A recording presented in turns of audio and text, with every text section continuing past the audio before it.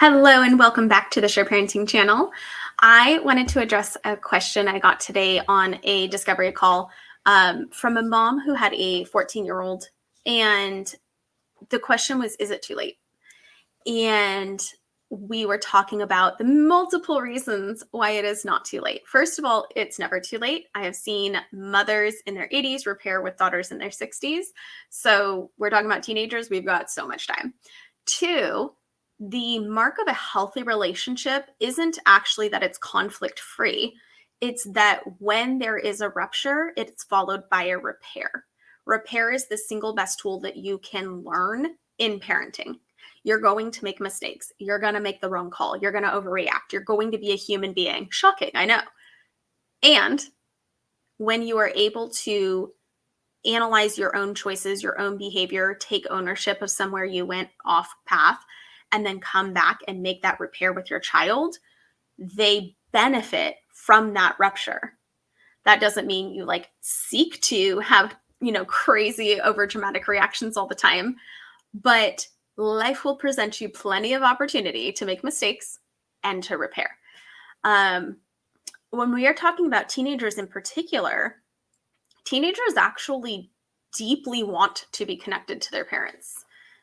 Part of their brain development is to differentiate from us. It's to become themselves. It's to turn outward and start making other connections in the world.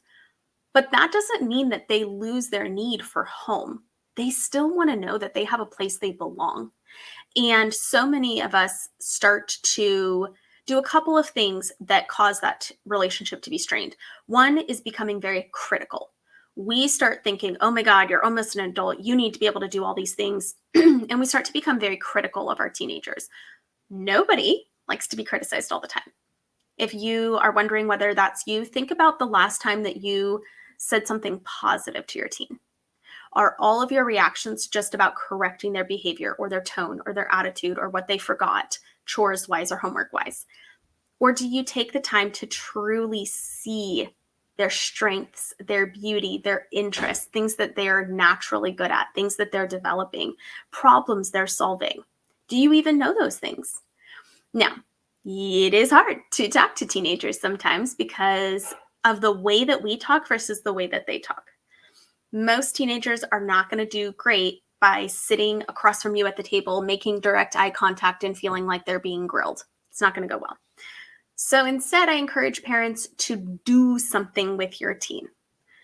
Go on a walk. Then you've got the bilateral stimulation of right, left, and you aren't looking at each other, right? You're looking at the trees or the cactuses or the snow or wherever you are. And your body can process the adrenaline, the cortisol, the kind of nervous energy, and let your brain have free rein to communicate more openly. When you are talking to your teenager, be mindful about how you're asking questions. The word why registers as judgment for most of us. Somebody says, why did you do that? We hear criticism in that question. If somebody says, tell me more about that, help me understand that. Okay, what was happening right before that? And then what were you hoping would happen? Okay, that makes sense, right? So I'm seeking to understand your perspective, not assuming your perspective's wrong and trying to prove it to you. Make sense? Another thing that I like to do with a child, basically as soon as they're old enough to write, is to start a one-on-one journal. And so what that means is taking this person to the store, letting them choose some sort of journal that they love, that they liked the feel of it or the look of it or whatever, and writing messages back and forth. This does a lot. One, it takes the pressure off, so it's not this on the spot kind of conversation. It allows you to leave positive, uplifting, encouraging messages to your child. I see how hard you're working at developing your math skills. I'm impressed. I know that this upcoming performance is nerve-wracking, and I believe in you. Let me know if there's anything I can do to support you, even if it's just going and getting coffee. Letting them know that you really see them. You see the goodness in them. You see their strengths, their beauty, their uniqueness, telling them how do they contribute to your family? Why are you glad that they specifically are part of your family?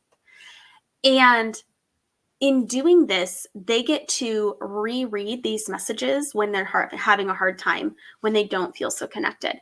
But also, they get to think about it. They get to decide what they want to write back.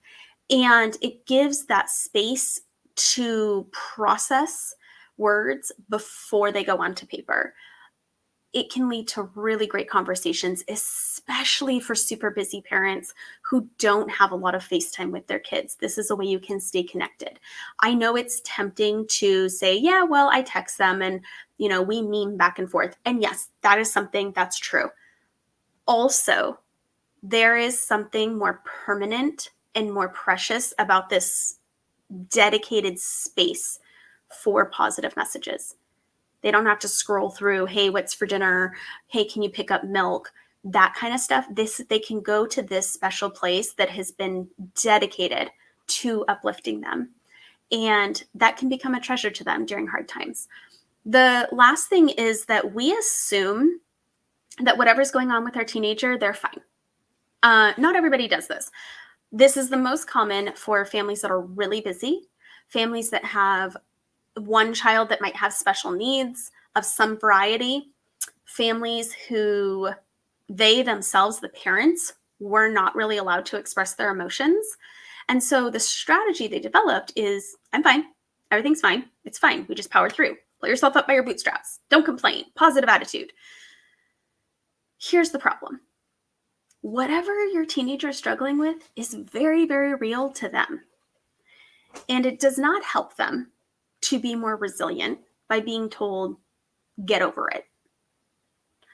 Even if that's where you end up at the end of the whole conversation, the process of being seen and heard and understood in our struggle is what enables us to get over it if it's a relatively small thing. But we don't get to decide that. What we think is small could be huge to them. We want to seek to understand their perspective. Why is it huge to them?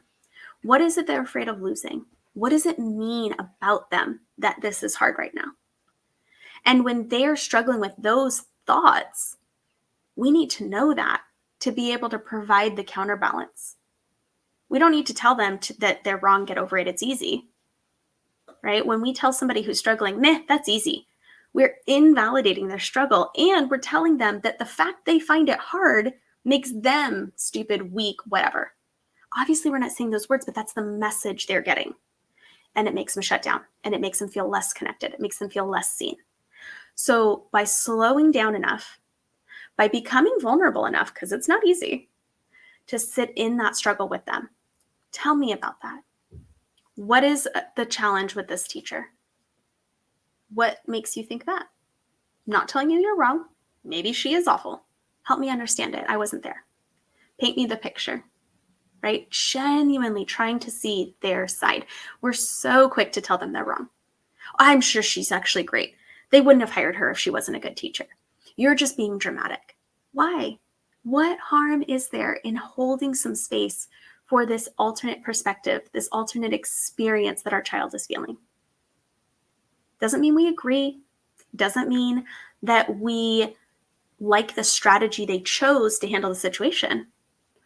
But if we're going to have the influence to help them choose different strategies, we first have to make them feel safe enough to tell us what's going on. When we make a child feel safe and seen and heard and connected, that is when we are able to then share our experience and our wisdom, and they can use that part of our brain to fill in and to develop better strategies for what their goal is. Right? We're teaching them those executive functioning skills, which, remember, are not fully developed until 25, 26 in neurotypical brains, even longer for folks like me with ADHD. Okay, so they're not supposed to have it all figured out yet. They're not supposed to make decisions that you always agree with. That's not reality.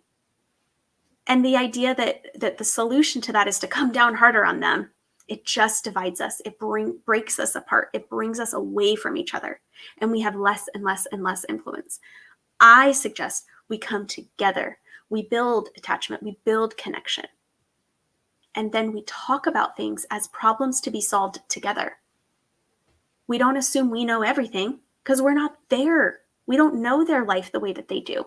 They have to teach us that part, and we have to be humble enough to and listen and learn from them. And in doing that, we make it safe for them to do the same in return. Sometimes they don't even need our advice. Sometimes they genuinely just need to be heard and seen. The more that we are able to cultivate that kind of relationship, the more that they will feel safe enough to rely on our input, and our life experience is then able to help keep them safe. They don't think I have to do it all on my own. My parents don't understand me. They would never listen to me anyway. We're showing them that's not true. I am here for you. I will listen to you. I will seek to understand your perspective, to hear you out. And then we together can talk about strategies to solve these problems that are very real problems in your life. And that matters. Yes, you're not paying rent and trying to deal with hospital bills and these other stressors that might be going on in an adult life. But that doesn't mean that it doesn't matter. It means that we have different problems. And what's a 10 on your scale might not be a 10 on mine. Great, then I have room to sit down and sit with you so that you learn how to manage a 10 on your scale now. So whatever your 10 is in 10 years, you can feel like you can manage that too. And guess what? If you're 24 and you want to call me and you want to talk it out, I'll listen to you then too. I will sit with you then too. And when you're 34 and 44 and 54, I want to still have that relationship. I know a lot of us as cycle breakers, we don't necessarily have that relationship with our parents. We don't call them for them to help us solve problems for a variety of reasons. But we can change that. That doesn't mean we're doing it for them. That doesn't mean they never develop self-sufficiency. It just means they don't have to always feel alone in it. None of us should feel like we have to be alone in it. It is not better to do everything by yourself. As humans, we are social creatures. When we are struggling, we seek connection. Until and unless we learn that that is not a safe thing to do. So let's teach our kids that it is a safe thing to do. Let's make them feel safe and seen and heard and understood.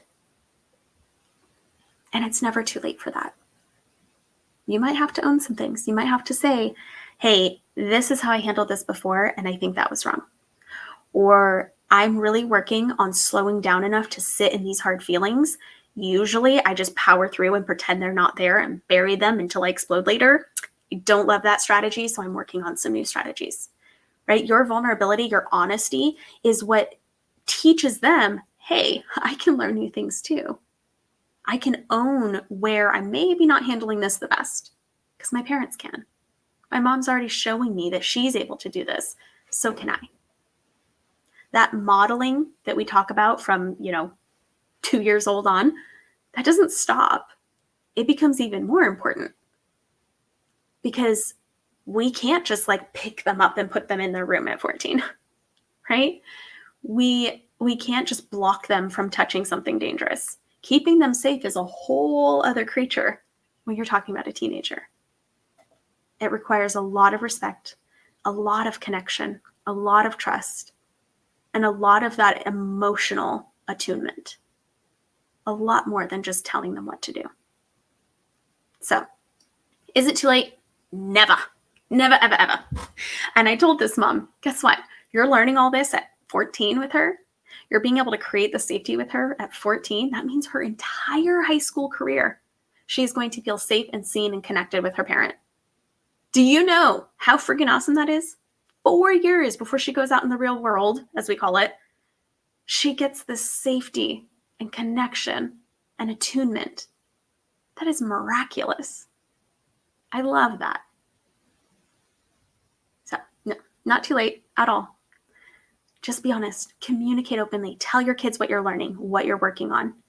Become a team to solve the problems that you see. Focus on strengths and use those strengths to provide scaffolding and strategy for the areas that we're still. Make it normal to make mistakes and learn from them, to try new strategies when old ones don't work.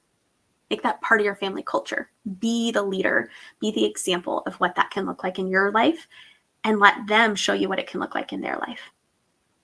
I wish you the best of luck. I look forward to hearing your stories of awesome teenage turnarounds where your relationship feels better and you feel confident that you and your teen are on a good place. If you need help with that, if you want coaching on that, go to bit.ly/callsammy, set up a free consult, and we will talk about what that could look like in your family, whether that's group or one-on-one or classes or what have you. If you have any questions, go ahead and comment them below, and I will possibly make another video to answer them. Thank you so much for being here, and I'll see you next time. Bye.